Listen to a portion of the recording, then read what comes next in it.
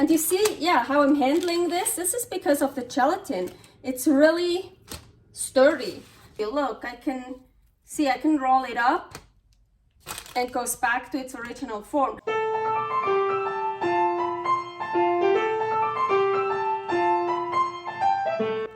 Carnivore Girl's Creative Carnivore Kitchen. No plants, no dairy, the next level cooking show. Carnivore recipes with meat, fish, seafood, eggs, gelatin, flavored seltzer, water, and salt. From super easy to complicated, from quickly done to many hours in the kitchen. I always say everybody's body and brain are different, and you gotta figure out what works best for you. The carnivore lifestyle has tremendous benefits, healing effects, and is the best elimination diet. There are many different ways how to do carnivore. I found a way that momentarily works the best for me. In this cooking show, I'll show you it doesn't have to be boring and can be very creative, delicious, and fun. I already created so many carnivore recipes on Instagram at karnivorgirl. And I have this never-ending list on my phone with tons of ideas. My brain is a gift and a curse. Have fun with this episode. Welcome to my creative carnivore kitchen. Carnivore Girl here, and today another episode of carnivore ingredients.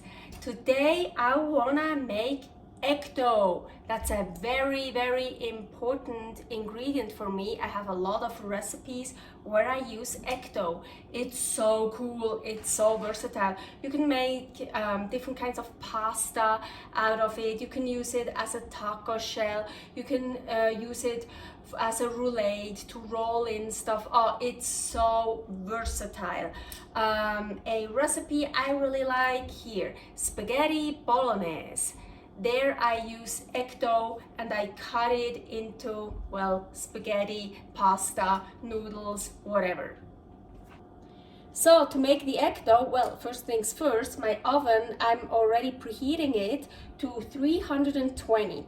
So for the egg dough, I use, this is like one batch of egg dough I'm making today to show you. Sometimes I use the double batch if I want it thicker and then I cut it in half or something, or I make less or whatever. But this is like my usual batch. It's like 6 eggs, and usually I use large eggs.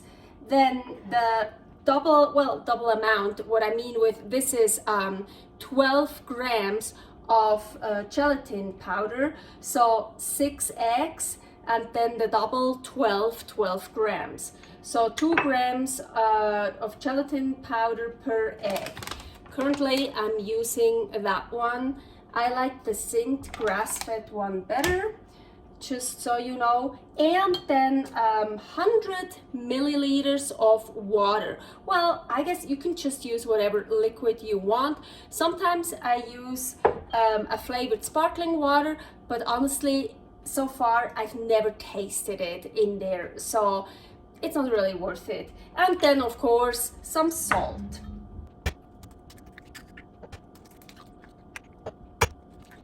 Before I continue, I just want to show you here, I got a double yolker.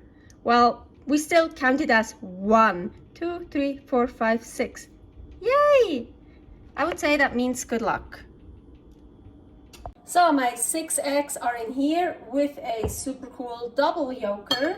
I'm adding the water. Didn't look like much water. Well, it was 100 milliliter. Salt.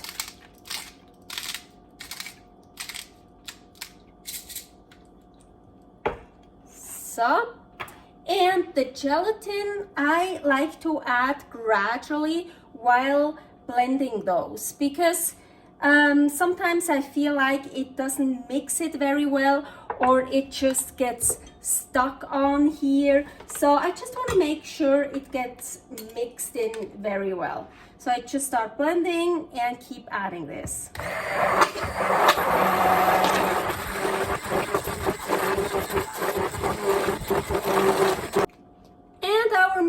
already done. So easy. Okay, so now what I figured out with the egg dough, well, of course, now it depends what do you want, how thick do you want the egg dough, so how big of a sheet do you want. And like this sheet here, do you hear, do you see? It's like, oh my gosh, when I use that one here, it like bends, you see, it's not even flat. It's like, yeah, so I don't get an even egg dough at all. So that one I'm not using anymore. I'm gonna use this one now. Yeah, it looks flat. It's much more sturdy than the other one. I like the size of it. I don't do double egg dough. I don't need it very high here. It also totally depends if you wanna like cut some pasta out of it or whatever. It doesn't really matter if it's not really a nice dough, but for example, for a roulade, like here is a recipe for a super yummy surfer's roulade. You want a nice full size egg dough so you can use the whole thing in one batch. But honestly, I've been making that egg dough for 3 years now, I would say. I still haven't figured out how to make it totally, very nicely, evenly, all that. Yeah, so my to-go-to method, I use a parchment paper also because I just hate cleaning sheets. But of course, you can grease it up, please, with animal fat, not vegetable oils or seed oils, whatever. So you can grease it up very well. I've done that too. It worked, but I'm used to the parchment paper. So I usually just put the parchment paper in here, and yes, I sometimes reuse those. So you see, I've already used that one before. And yeah, I don't even cut it to the right size. I kind of just here fold it so it kind of stays a bit. And you see all those wrinkles? Yes, your egg dough will get those wrinkles as well. But it also can look kind of cool.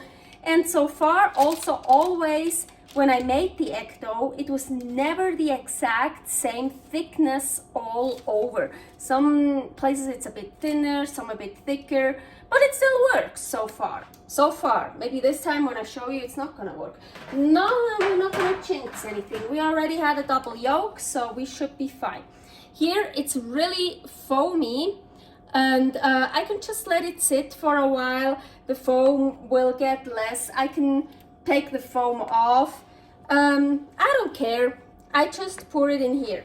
So also, what I want to do after I put it in here, I don't want to talk much longer because it does, well, it's not gonna dissolve the paper, but it kind of, the paper gets wet, of course, and I feel the longer it sits here, the more the paper kind of wrinkles and makes more wrinkles into the dough. So I just want to pour it on here and get it in. So the oven is preheated. I heard the beep.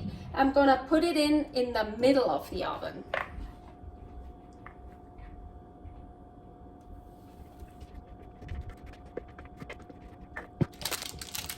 So I'm gonna try to get it everywhere evenly. I'm also, usually I put it in the oven, and then when it's in the oven, I kind of try to make it more even again.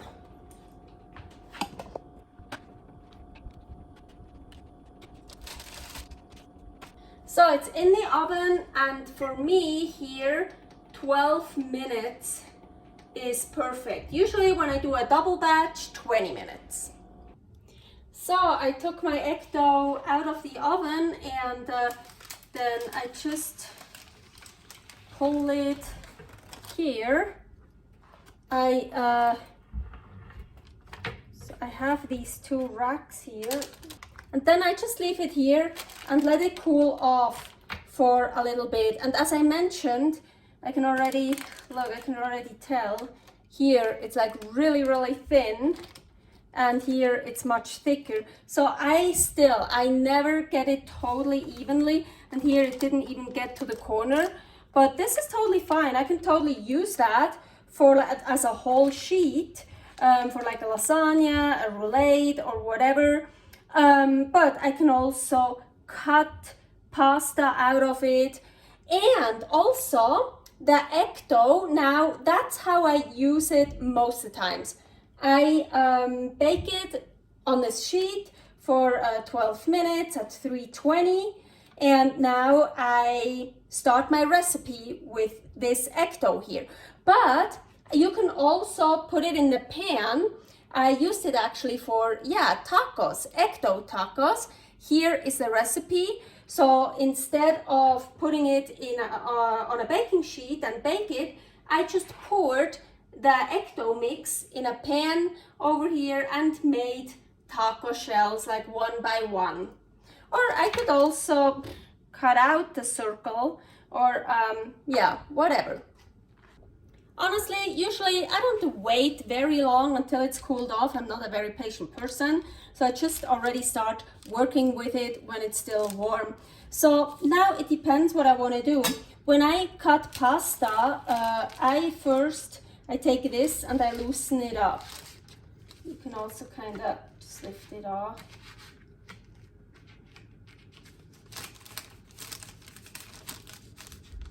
See, I just loosen it up. So everywhere. But also it depends if you wanna roll this up, for example. So now if we would roll it, we would get this side.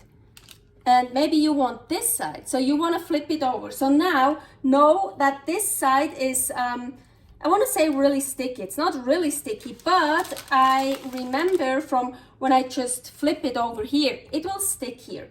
Because you can flip it over to another parchment paper or saran wrap or something, and then you can just peel as a really slow, carefully peel it off. And you see, how I'm handling this. This is because of the gelatin. It's really sturdy. That's really cool. You can actually, fold it.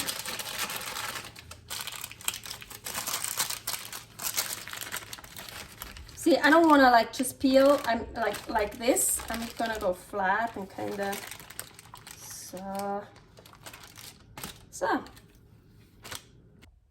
Okay, how to store it. So I'm not gonna use that right now. So, well, usually I use at least some of it, and then I have some leftovers, and I kind of just pack them up in parchment paper, put them in here, lid on top, and put it in the fridge. But also now I want to use this whole thing tomorrow or maybe in 2 days. So I think I don't want to, I mean, it's very sturdy, as I told you. Look, I can roll it up and it goes back to its original form. But I don't really want to store it totally rolled up. I don't know how many times, because then it gets cold in the fridge and it could still break. So I feel for me, this, and just one flip here, so it's all covered. And I really just put it, on this plate, and I just put it in the fridge like this, because I'm going to use that tomorrow or the day after tomorrow. But so when I have any leftovers, as I said, I just, maybe then it's a piece like this, or and then I just put them in here, lid on top in the fridge, and I would leave them in the fridge for up to 1 week. If you don't want to use it up in 1 week, do you see this? This is ecto I froze. Yeah, no problem. So I just I didn't do a very good job, but I just packed it up in saran wrap. Maybe it would be better with this and some saran wrap around this, and use some tape to secure it or whatever. I don't know. But you can totally also freeze it and then just thaw it out and use it. much better idea, instead of putting it on this stupid plate where it doesn't fit at all, I just put it on here where it actually fits, and I put it in the fridge, because I'm just worried if it's like this for a long time, it will yeah, you see, it's not, as I said, it's very sturdy, but still not that sturdy. Actually, you know what, I'm gonna use it soon. I can also just put it in a fridge like this, or get another piece of parchment paper or saran wrap to cover this one up, and I just keep it like this. But I'm gonna use it so soon, I will just store it like this for right now. Thanks for watching. If you try out this recipe, please tag me and let me know how you like it. Subscribe, share, like, comment, follow me on Instagram @karnivorgirl. See you next week in my next episode of Carnivore Girl's Creative Carnivore Kitchen. No plants, no dairy, the next level cooking show.